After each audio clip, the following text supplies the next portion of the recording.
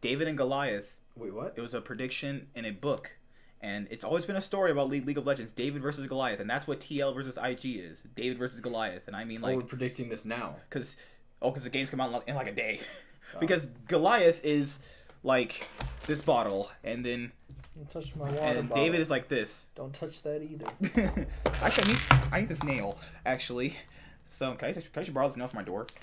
That's a screw, and how did you even find that? It was over here on your desk. Why is right now screws on your desk? Are you screwing me? It doesn't have. Okay, do you even know how to put this in? I actually need a nail though for my door. You can't use this because it doesn't have a pointy end. No, I know. I was just joking. I was saying I can make it work. I don't think I can though. No, you can. But David versus Goliath, because this is the least interesting one because we know this is gonna. Okay, here's how I'll go out the angle about this. Do you think? Because here's what I'll attribute it to. I'll kind of come up from a different angle. No. The G2 versus RNG series. You know how G2 surprised everybody against RNG? Does TL have that surprise factor they could do against IG the way G2 did last year? Because everybody went into the G2 series with RNG saying 3-0s, easy clap for RNG, they're going to semifinals. So, is it possible in some distant alternate reality where you're married, I'm rich, and... Why do your is there some reality alternate realities always insult me by my lack of girl skills? What? I said you're going to be married in your alternate reality. Okay. Maybe with the girl. Thank you. Alright, let's go. Okay, so that happened last year. It's a lot of these times where you do these predictions and like you're thinking like, oh, it's gonna be because it's never really exactly how you pan out 100% of the time. Because it happened last year with a lot of those series too. Like people thought KT were gonna 3-0 IG when we probably knew that was gonna happen. You had G2 versus RNG and people were like RNG's gonna 3-0 G2 because 10,000 reasons why. So does TL kind of have that surprise factor because they are underdogs? So that's what we're going off of. I honestly don't think they're as bad as people are making them out to be to an extent. I think this meta is just terrible for them. But at the same time, I don't think they're as good as Invictus gaming regardless of the meta. So it's not going to make a difference to me. I think they're going to probably get 3-0'd. I don't think they have first of all, they have no hidden trump cards because they don't have the players to pull that off. They have no flexibility. They proved that in drafting in all the group stage games. They couldn't flex Akali. They couldn't flex Silas because none of them could play it properly. Like again, I think there's something to say about somebody where I think CoreJJ is an incredible player to an extent, but if you have such a good player on your team yet you still can't win the lane that he's in, that says something because they consistently... His strength was winning lane. That was his strength. So I'm going to say that I can't imagine a world where Invictus Gaming ends up losing this because, again, Impact is just not good enough in the laning phase to beat the Shy, and the Shy will just take advantage of that. I think he did well during this tournament, but again, it's not from laning phase strengths. I think that Xmithy, if he plays like he did in the G2 series, he won't get stomped as hard. Oh, great. That's some subtle flame for you right there. He'll still lose, but he won't get stomped as hard by Ning. How about he doesn't play Hecarim? How about that? And then if Jensen gets replaced by somebody else, then mid lane might not lose, but otherwise... What if he gets on stage? What if he gets replaced by a cardboard? That would probably make them win the laning phase, more likely. Balon is probably their weakest player still, and he's still better than CoreJJ. And CoreJJ was power ranked better than Balon coming into the tournament. I wouldn't even say he's better than CoreJJ. I think that most of it's coming from the rest of the team, but... Like, where could they possibly win in? Like, the game that you could see them win, how would they win it? Okay, like, IG would draft an early game comp and then lose a team fight, possibly... I think it's gonna have to come through top lane at the because again the Shy is having a weaker tournament than we're used to seeing. If you can probably get Xmithy to actually gank top, actually participate in the game, I think the bottom lane, even though Jackie Love's having a pretty solid tournament, I still think bot lane will do okay on its own. So just stop focusing that lane, let it do its stuff. Hope Ning doesn't get the rest of the map down by 20, and then try and focus the top lane so. Impact either wins the laning phase or doesn't lose as hard because the Shy is going to be impactful regardless of his KDA, but I do think if you can limit how many kills he has, he's going to be less impactful. Rookie is going to win the lane. I think that Jensen can probably play a more passive like Lissandra or something just so he doesn't lose too hard. Again, I think he's good. He's a good player. I think that he's severely outclassed. I don't think he's even that severely outclassed as much as he's showing because he's making it look like he's just not even a world caliber player. When in reality, I do think he can compete at the He's highest. definitely a really good player. I think this tournament is not indicative of how good he actually is because he's a lot better than he's showing. Or maybe it's because him and Smithy, even during the North American LCS, they never really had a great 2v2 anyway. It's not about the 2v2. It's about his 1v1 in general. He's not good. He's not playing that well. Like last year, he was clapping people. That's what he says. Like he's used to just beating people sometimes. Like in like he's supposed to be the strongest point of the team. He was supposed to be the upgrade from pole belter for this type of situation. He would be the upgrade that you would have wanted last year, and they have it this year. What can he play? He can't play. You can't first pick a Kali for him anymore because that's just gonna get exposed in the laning phase. I think that he needs to go back to his comfort picks like LeBlanc and Orianna. That's kind of your bread and butter, or bread and butter. I don't think LeBlanc's the good call into a better player. Yeah, that depends. They're gonna have to draft something that's early on because if they draft 3 losing lanes early on that have to scale, IG's gonna expose you and they're gonna destroy you. IG is not good at exposing. They're good at just winning. That's all. Like again, they're not a smart team. I don't think it comes from aggressive. I think Ning's a smart player. I don't think again Ning's the smartest. No, Rookie is, but it's not a smart team in general. There's no complex macro. It's win the lane and then transition it into either a split push 1-3-1 or a team fight and then win the game because you're too far ahead. So I'm saying TL are getting goober stomped, and if they somehow upset them in an alternate goober stomps, if TL upset them in an alternate reality where we're rich and have wives, then can you stop insulting? I could probably talk to girls in this reality. Really? I'm just kidding. So yeah, IG 3-0, right? And me 3-0. How do you say 0 in Spanish? 3-0. All right, so this is the matchup everybody kind of wants to see, the more interesting matchup, because this is G2's revenge against SKT for knocking them out of the MSI 2017 final.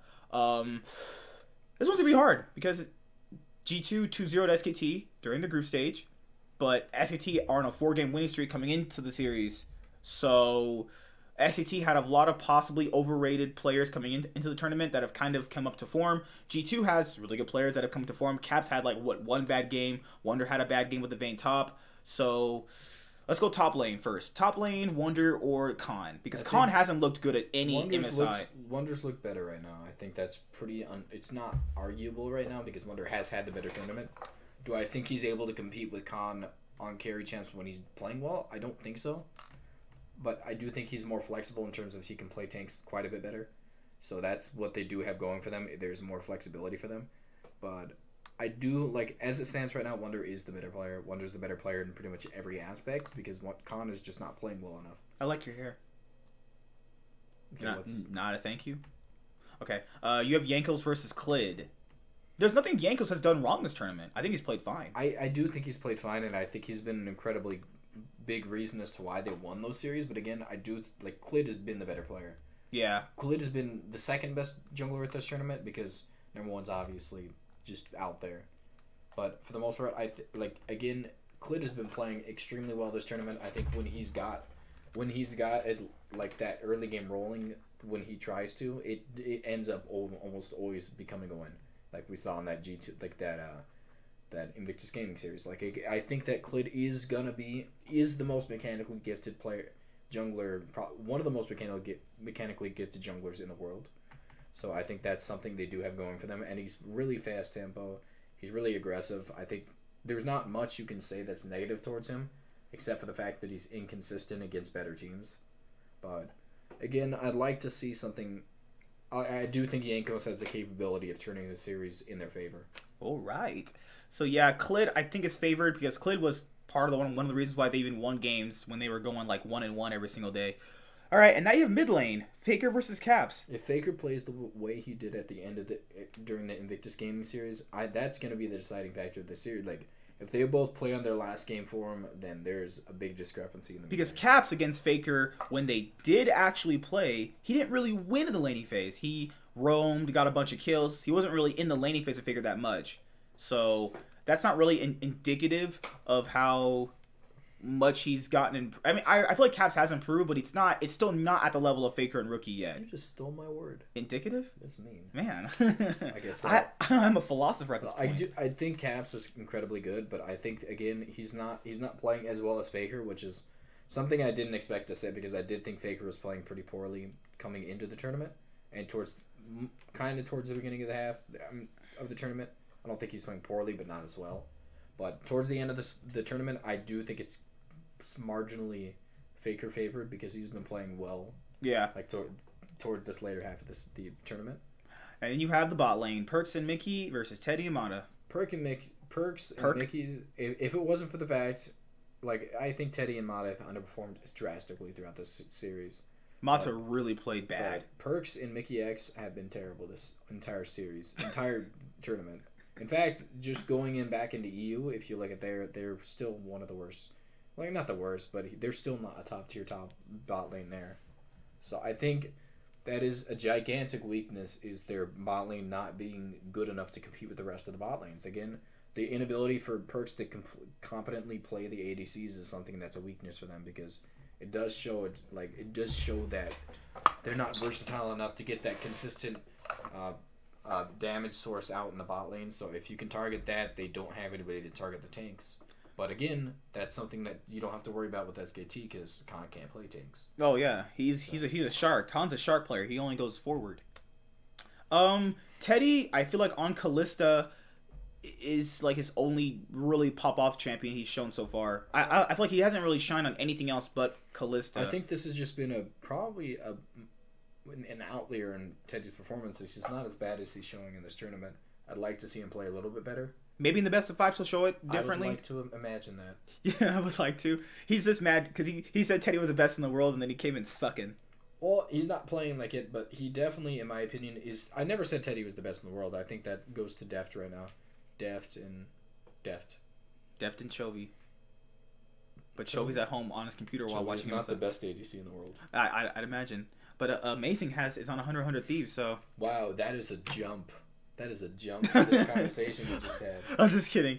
So yeah, that's the predictions for the G2 versus SKT. See, the thing is that like, yeah, Perks and Mickey are not that good as a ball lane, but Teddy and Mata, I feel like, are still just a slightly bit better. If Mata just stopped inting as hard as he does. If he ints, he'd probably still be better than the ball lane. Like, I think I rag on them a little too much. I do think they're not horrible, again, when he is on a mage champ because they're able to pull off in the comp. I think it works out, but for the most part, like he really is the big weakness for this team. Whether or not they win the series is going to be reliant on how poorly this bot lane does. Okay, so we got drafting. I think that G2 had the stronger drafts early on, but I think that their creative drafts can be a problem for SKT in the series because that can get you some free wins right there. I think they're going to win. I'm going to give credit. I do think G2 is going to take 1 or 2 games off towards the beginning of the series. I don't think they're going to win the series, though. I do think SKT is going to come out on top because unless G2 has a massive amount of different strategies to come out, I mean, they're going to have to expose them all, and then they have nothing left for the Invictus Gaming. Yeah, because who knows? How about it's an EU versus NA final? How about we don't even imagine that because it's just false hope at this point. What if IG just get 3-0 by TL, just completely clapped, and Jensen is just the best mid laner in the world at that point? And then he goes back to the NALCS and he just claps Bjergsen. See, if you're this hopeful about the stuff, I can understand why you keep like consistently approaching women in life. Maybe they won't reject me this time. Maybe. I talked to a girl the other day ago. Okay. Nice. All right. So I feel like taser. I feel like Grabs has been a better coach than Zephyr. I feel like Zephyr just doesn't really know what he's doing with his star players. I think that it mostly comes down to Grabs is. He really did. He found a specific strategy that works against SKT. I think that it's working out really well. They're drafting this early game laning phase, early game aggressive jungler stuff. But at the end of the day, I don't think it's going to work out that well towards the later half of the series because again, SKT is adaptable. They've adapted really well towards the later half of this tournament. I do think it's going to be a problem for G2 if they can't consistently pull more and more of these strategies out. All right, and that pretty much includes it. I'm saying G2 is going to win. Are you? I'm going to say G2 is going to win. I don't know. It depends because I feel like they can surprise in a best of 5. What if Perks does play mages in the bot lane now? What if? I think. And what if I grow facial hair? I don't think G2's. I think people are giving a little too much credit to G2's abilities in best of 5s. What have they proven really? They've played. They beat Origin 5 times. That's not really much to show. That's the only team they beat so far. They have not shown enough in the draft. I mean, in best of fives for me to be convinced they're that good. I don't know, because it looks like it's a little bit more even than people are giving it credit for, and then it looks like a little bit more one-sided when you actually look at it. Well, I'm gonna say that SKT wins 3-1. I'll say SKT wins 3-2. Like again, I feel like G2 can put up a fight against them this time around. Well, of course, they won both times. They can obviously put up a fight, but again, I do think it's gonna be. Screw it. I'll just go with my gut. I'm gonna say G2's gonna win. Don't go by your gut. But I like being right though. Your gut's stupid. My gut. You're insulting my human body parts. I'm saying like you have to. I'm just saying SKT's gonna win. I'm not saying you can't say G2. I just don't want you to say going with my gut because I don't understand that. That does not. Have you ever talked to a girl and you're like, I'm gonna go with my gut and I'm gonna get her? Okay, you approached this wrong when you said have you ever talked to a girl? Okay. That's just. Have you ever wanted something so badly and you're like your gut's telling you to get it?